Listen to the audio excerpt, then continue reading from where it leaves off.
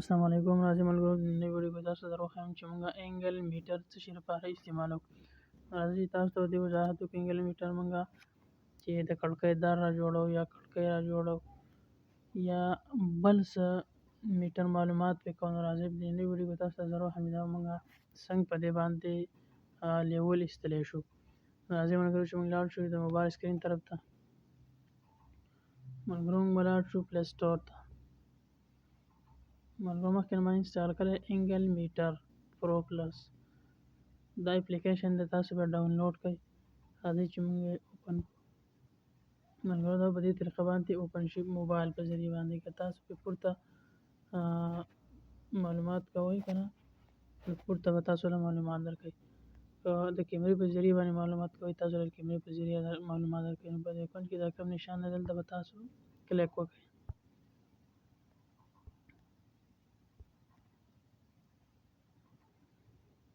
ملګرو تاسو به داسې یو انټرفیس راشي.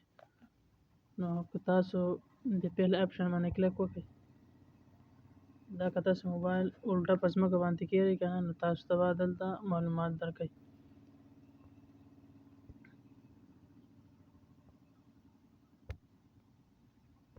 ملګرو بېرته موږ بیک شو.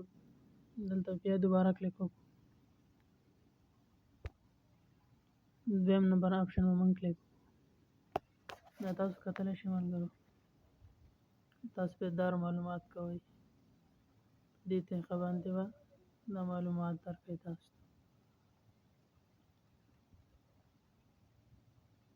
دا هم که تاسو دار معلومات کېږي تاسو نه بیا زاویه باندې برابر دی. موږ بیک شو دویمه طریقه بیا به هلته کلیک وکړو.